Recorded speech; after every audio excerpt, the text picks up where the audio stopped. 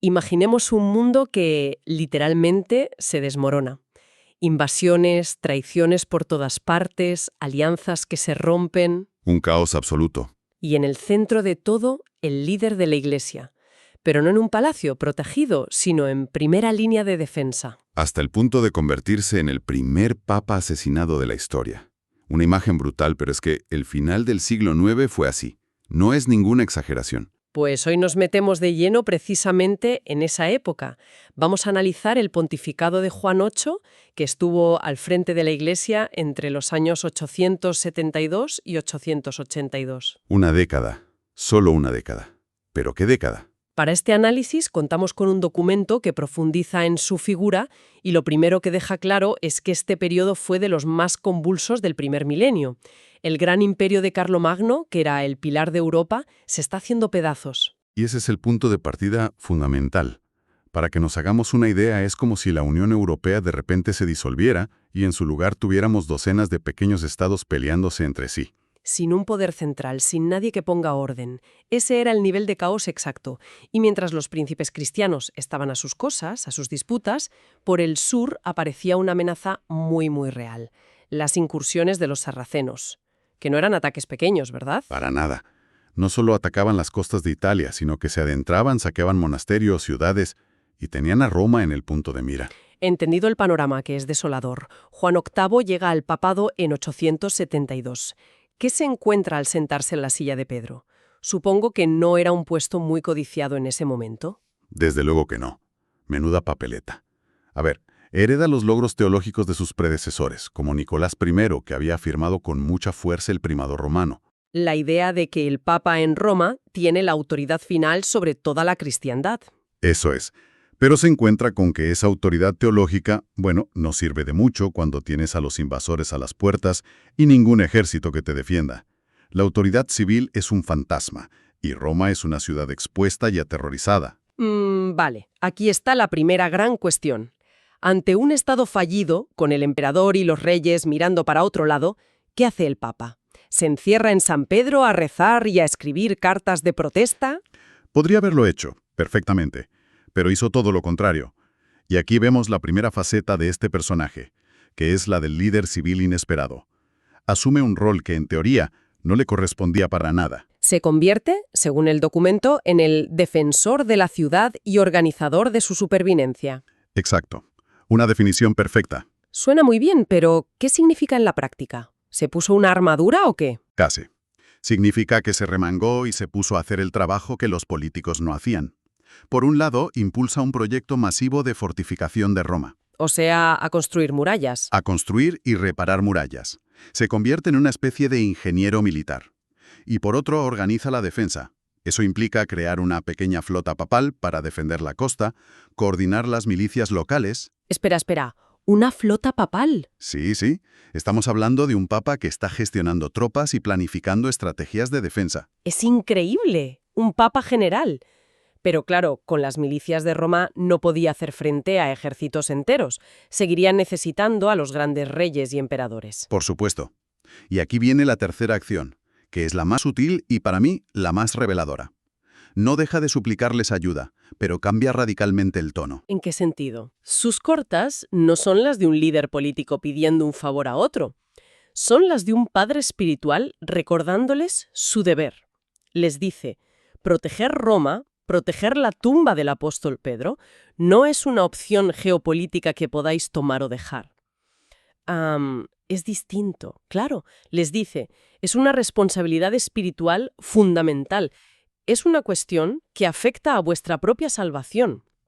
Intenta elevar la defensa de la ciudad de una simple maniobra militar a una causa sagrada, un intento desesperado de recordarles que a pesar de sus peleas formaban parte de algo más grande. De una cristiandad que se estaba desintegrando. Exacto. O sea que, al mismo tiempo que construye muros de piedra, intenta reconstruir los muros de una identidad común que se había perdido. Es fascinante. Tienes que ser a la vez ministro de Defensa y de Exteriores. Desde luego. Pero me imagino que con toda esa energía dedicada a la supervivencia, el gobierno interno de la Iglesia se resentiría. Porque las fronteras no eran el único frente abierto, ¿verdad? Las tensiones con Constantinopla estaban al rojo vivo. Al rojo vivo es decir poco. Este es quizá el episodio más complejo y a menudo malinterpretado de su pontificado.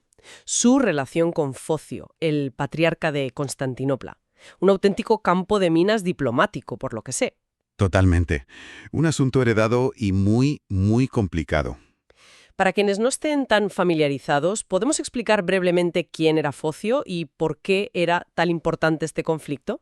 Claro, Focio era una de las mentes más brillantes de su siglo, un erudito increíble, que fue nombrado patriarca de Constantinopla en circunstancias muy polémicas, tras la deposición de su predecesor, Ignacio. Y los papas anteriores no lo aceptaron. Papas como Nicolás I se negaron a reconocerlo y lo excomulgaron, lo que provocó una ruptura, un cisma en toda regla. Y en el fondo era una lucha por la autoridad, ¿no? ¿Quién mandaba en la Iglesia? ¿Roma o Constantinopla? Esa era la pregunta del millón. ¿Tenía Roma la última palabra o Constantinopla era su igual? Entendido el lío. Entonces, ¿qué hizo Juan VIII para que algunos historiadores lo pinten como un papa débil en este asunto? ¿Qué decisión tomó? Pues ocurrió algo inesperado. Focio e Ignacio se reconciliaron. Y, tras la muerte de Ignacio, Focio volvió a ser patriarca, esta vez de forma legítima, a ojos de Constantinopla. Vale. Y aquí viene el movimiento de Juan VIII. Decide levantar la excomunión y lo reconoce provisionalmente. Uf, me imagino la reacción. Claro. Para sus críticos más duros, tanto en esa época como después, esto fue una traición, una claudicación, una forma de decir teníais razón vosotros y mis predecesores se equivocaron. Claro. Visto así, parece una cesión en toda regla. No se arriesgaba a que sus propios obispos en Occidente lo vieran como un acto de debilidad o incluso de herejía. Absolutamente. El riesgo era enorme, y sin duda hubo descontento. Pero aquí es donde el análisis de nuestros materiales ofrece una perspectiva mucho más profunda. Que no fue debilidad. Sostiene que no fue débil, sino increíblemente astuto. Hizo una distinción fundamental, que es una lección de liderazgo. Una cosa es la verdad doctrinal y otra, muy distinta, la prudencia pastoral. Desarrolla eso porque suena a pura teoría. ¿Cómo se aplica en la práctica? La verdad doctrinal, para él, era innegociable. El primado de Roma no se toca. En ningún momento dijo que sus predecesores se equivocaran en la cuestión de fondo. De acuerdo. Pero la prudencia pastoral le decía que si se mantenía inflexible, el cisma con Oriente sería permanente. La herida se convertiría en gangrena, y no se lo podía permitir. Claro, su gesto de reconocer a Focio fue un acto de realismo. Fue como decir, de acuerdo, no vamos a seguir discutiendo sobre el pasado, vamos a intentar sanar la relación desde el punto en que estamos ahora. Priorizó la posibilidad de la unidad sobre el orgullo de tener la razón. Es una visión de la autoridad muy distinta a la que solemos tener. No es el que golpea más fuerte en la mesa, sino el que sabe cuándo tender la mano para evitar que todo se rompa. Exacto. El documento lo describe como la visión de la comunión eclesial como un camino de sanación y no solo de condena. No es un gesto ingenuo. Sabía que la desconfianza era profunda, pero actuó como un médico que tiene que limpiar una herida terrible antes de intentar cerrarla. Un proceso doloroso y arriesgado. Mucho. Pero es el único que ofrece alguna esperanza. Y lo hizo, insisto, sin ceder un milímetro en su defensa de la autoridad papal en sus cartas y en los concilios. De acuerdo. Tenemos a un papa que es general, diplomático, estratega. Pero, ¿con todo esto, le quedaba tiempo para ser pastor? ¿Tenía alguna visión para el futuro de la Iglesia más allá de apagar fuegos? Sorprendentemente, sí.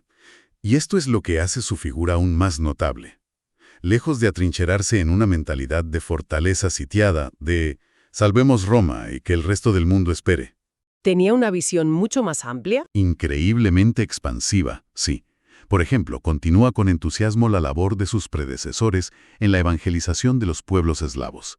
Mientras sus ingenieros refuerzan los muros de Roma, él está pensando en cómo llevar el cristianismo a lo que hoy es Europa del Este.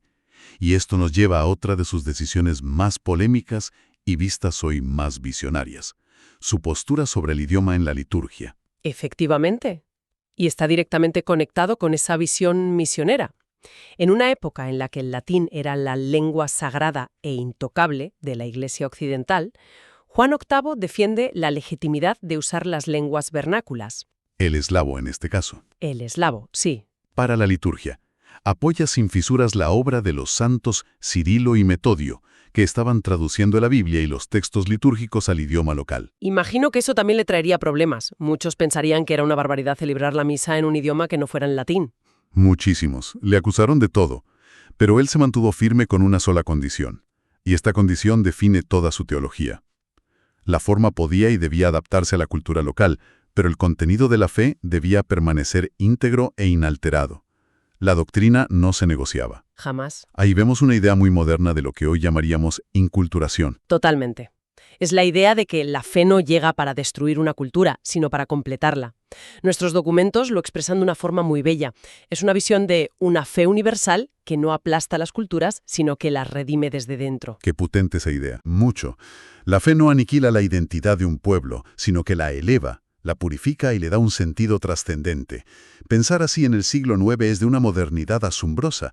Demuestra que no solo estaba preocupado por la supervivencia física de la Iglesia, sino por su capacidad de seguir siendo relevante.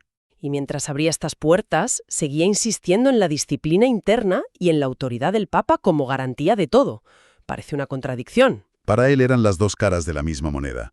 La autoridad del Papa, lo que llamamos el ministerio petrino, no era un privilegio ni un título honorífico. Era el servicio último para garantizar que esa fe, que se expresaba en distintas lenguas y culturas, seguía siendo la misma fe en todas partes. Entiendo. Sus cartas revelan una conciencia muy aguda de la soledad del cargo. Ser papa para él no era un honor, era una cruz, un servicio que exigía sacrificio y discernimiento constante. Y esa palabra, sacrificio, nos lleva inevitablemente a su final. Después de una década luchando en todos los frentes posibles, Juan VIII es asesinado en el año 882. Me cuesta hasta imaginarlo, asesinado. Pero, ¿cómo? ¿Quién asesina a un papa en el siglo IX? No fueron los sarracenos en una batalla, ¿no? ¿Una facción rival? Ni siquiera fue algo tan limpio, por así decirlo. Su muerte fue la culminación trágica de todo su pontificado. No fue un acto de guerra, fue una conspiración interna. Ocurrió en un clima de abandono absoluto por parte de sus aliados políticos. Los que le habían prometido ayuda una y otra vez. 1000 veces. Y 1000 veces le dejaron solo. Ocurrió en una Roma plagada de intrigas, de facciones que luchaban por el poder. Y lo más doloroso, como deja claro el análisis, fue traicionado y asesinado por miembros de su propio entorno. Por su propia gente. Eso es terrible. Es el final más amargo que se puede imaginar. Después de todo lo que hizo por defender la ciudad y la Iglesia. ¿Qué sentido tiene una muerte así? Es el fracaso definitivo de su proyecto. Desde una perspectiva puramente mundana, sí, es un fracaso estrepitoso. El hombre que intentó unir a la cristiandad muere asesinado por los suyos, en soledad. Pero hay otra lectura. Claro. Si lo analizamos con más profundidad, su martirio desmonta por completo cualquier idea de un papado triunfalista. Aquí no vemos a un emperador espiritual, intocable y rodeado de poder. Para nada. Vemos a un papa vulnerable, acorralado, perseguido y finalmente asesinado. Es la antítesis del poder terrenal. Un final que lo asemeja más al de los primeros cristianos perseguidos que al de un monarca renacentista. Exactamente. Y lo conecta directamente con el origen de su ministerio. Hay un paralelismo poderosísimo aquí. Su autoridad no venía de la fuerza militar, que no tenía, ni del poder político que constantemente le fallaba. Venía de otro sitio. Su única legitimidad venía de la continuidad con Pedro, el apóstol que también murió como mártir en esa misma ciudad. Su muerte, su fracaso, a ojos del mundo, es la confirmación más radical y auténtica de la naturaleza de su cargo. No es un trono, es un servicio hasta la muerte. Entonces, recapitulando, hemos visto a Juan VIII como defensor de su ciudad, como estratega militar, como un diplomático de una sutileza increíble, como un misionero con una visión de futuro asombrosa y, al final de todo, como un mártir. Un pontificado definido por la crisis permanente. Y una resistencia que parece casi sobrehumana. Sin duda, y el legado que nos deja, según se desprende del análisis, es precisamente ese. Su pontificado es un testimonio brutal de que la sucesión apostólica desde una perspectiva de fe no es una garantía de éxito humano, de paz o de prosperidad. Es otra cosa. Es más bien una garantía de asistencia en medio de la prueba. El pontificado de Juan VIII se forjó en el fracaso mundano para revelar una fortaleza que no era de este mundo. Una fortaleza que al final residía en su disposición a pagarlo todo. Eso es.